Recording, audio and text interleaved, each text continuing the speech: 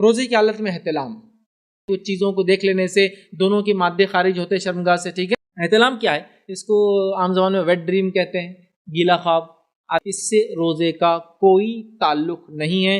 السلام علیکم ورحمۃ اللہ وبرکاتہ۔ محترم ناظرین، آپ کی خدمت میں احمد حسین سلفی ایک نئی ویڈیو کے ساتھ حاضر خدمت ہے۔ آج کے اس ویڈیو میں ہم آپ کی خدمت میں پیش کرنے والے ہیں کہ کیا نائٹ فال ہو جانے سے، احتلام ہو جانے سے روزہ ٹوٹ جاتا ہے؟ اور یہ احتلام جب دن میں ہو، یعنی ایک بندہ فجر کی نماز کے بعد سویا اور وہ احتلام ہو گیا، یا دن کے کسی بھی حصے میں سویا اور احتلام ہو گیا، تو کیا اس صورت میں روزہ باطل ہو جاتا ہے؟ اور یہ سپندوش، یہ احتلام لڑکوں کو بھی ہوتا ہے، لڑکیوں کو بھی ہوتا ہے۔ تو آئیے سب سے پہلے ہم اور آپ اس ویڈیو کو دیکھتے ہیں۔ روزے کی حالت میں احتلام کامن کچھ، اچھا احتلام بولے تو اس کو ون سائیڈڈ مت لیجیے آپ، صرف جینٹس یا مرد۔ احتلام عورتوں کو بھی ہوتا ہے اور مردوں کو بھی ہوتا ہے، دونوں کی کیفیتیں الگ ہے، لیکن اللہ تعالیٰ نے بہت ساری چیزوں میں دونوں کو یکساں ایک جیسا بنایا، ٹھیک ہے، کیفیتیں الگ ہیں۔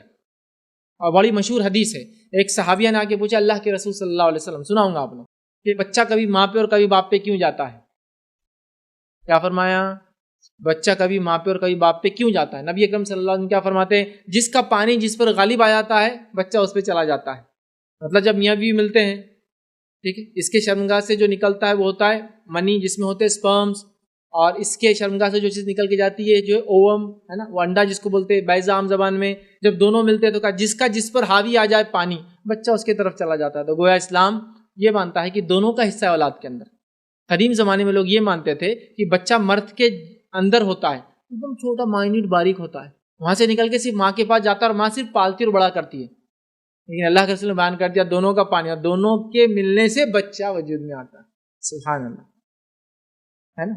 تو دونوں کے ساتھ ہوتا ہے یہ معاملہ، احتلام کا معاملہ دونوں کے ساتھ ہوتا ہے۔ سوچنے سے، خواہشات کو ذہن میں لانے سے، کچھ چیزوں کو دیکھ لینے سے دونوں کے مادے خارج ہوتے ہیں شرمگاہ سے، ٹھیک ہے، لیکن اسے یاد رکھیے منی اگر نہیں ہے تو پھر غسل نہیں ٹوٹتا، یاد رکھیے، اور روزے کا بھی انشاءاللہ عزیز کوئی مسئلہ نہیں اس کے اندر، صرف دھو لیں گا۔ بہرحال تو اب آئیے اس کا جو ہے احتلام کا معاملہ ہم دیکھتے ہیں۔ یاد رکھیے احتلام کیا ہے؟ اس کو عام زبان میں ویٹ ڈریم کہتے ہیں، گیلا خواب۔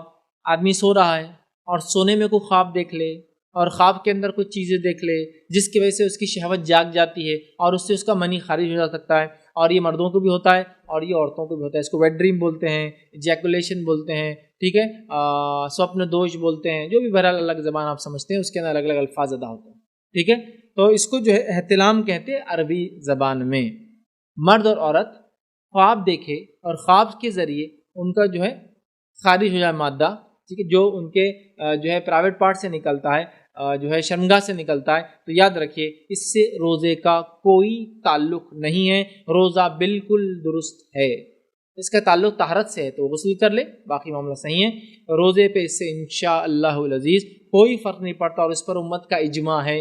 محترم ناظرین، تو آپ نے دیکھا کہ احتلام سے یا پھر نائٹ فال سے روزہ نہیں ٹوٹتا، روزہ باطل نہیں ہوتا ہے۔